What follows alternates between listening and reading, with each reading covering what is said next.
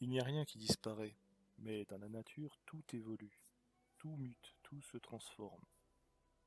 De même, l'espèce humaine disparaîtra, mais elle évoluera ou elle mutera. Car oui, nous sommes une espèce, à mon avis, mutante, et ce, depuis nos origines. Nos ancêtres les plus lointains ont quitté les branches de leurs arbres pour marcher sur le sol. Et pourquoi? Parce que ils avaient besoin de s'adapter à leur nouveau milieu pour survivre. Car la règle est là, s'adapter ou mourir, telle est la loi impitoyable de ce monde. Une espèce ne peut espérer survivre si elle ne s'adapte pas à son nouveau milieu, et l'espèce humaine n'échappe pas à cette règle. Car l'espèce humaine, qu'on se le dise bien, appartient au règne animal, de l'ordre des mammifères et de la famille des primates. Nous sommes des singes, mais des singes conscients, des singes intelligents, capables d'articuler des sons, de former des langages, des singes qui sont capables d'imaginer, de créer, de peindre, d'écrire et même de philosopher.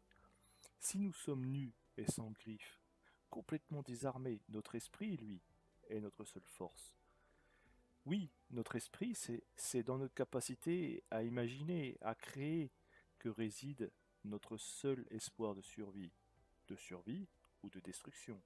Car si l'homme est capable de créer en bien, il a aussi le potentiel de se détruire. Tout n'est alors qu'une question de choix. Quelle route, quelle voie va s'engager euh, pour l'espèce humaine? Va-t-elle créer pour son bien ou inventer les propres instruments de sa perte? L'être humain peut être parfois surprenant. C'est cela qui est formidable d'étudier. Les hypothèses concernant la possible destruction de l'espèce humaine ne dépendent que de lui. L'humain veut-il survivre ou veut-il s'autodétruire? Et c'est ici et maintenant qu'il doit fixer son choix. C'est ici qu'il doit décider pour demain. Nous ne possédons pas la terre, écrivait Saint-Exupéry, nous ne faisons que l'emprunter à nos enfants. Quel monde léguerons-nous à nos descendants? C'est la question. Et une question dont on ne connaîtra jamais la réponse, finalement. Car nous ne connaîtrons jamais la fin de l'histoire, si tant est-il qu'il y aura bien une fin. Finalement, nous ne faisons que vivre dans le doute, dans des suppositions, tout au long de nos misérables et éphémères vies. La vraie sagesse, c'est finalement avouer sa propre ignorance, savoir que nous ne savons rien. Et c'est peut-être mieux ainsi. Si nous savions tout, où serait le plaisir de la découverte? Le plaisir de l'innovation? Le plaisir de la création? Que nos vies soient brèves, après tout, c'est peut-être pas si désespérant.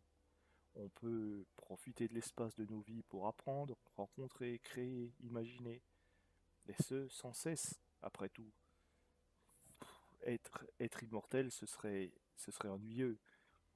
Et puis ce sont nos doutes, nos questions, les réponses que l'on donne, que l'on essaie de donner tout au moins, qui donnent les couleurs à cette terre. Les cultures, les religions, les philosophies, les idées. Nous vivons sur une planète qui est bouillonnante d'activités, où chacun agit, chacun construit, chacun rêve. Nul n'a le tort ou raison, chaque personne, chaque groupe de personnes possède une probable parcelle de vérité. C'est ça qu'il faut se dire. Alors à chacun d'exploiter ce petit morceau de vérité et le placer parmi tant d'autres, afin de, de construire le grand édifice que depuis que l'humanité existe, elle n'a eu de cesse de construire.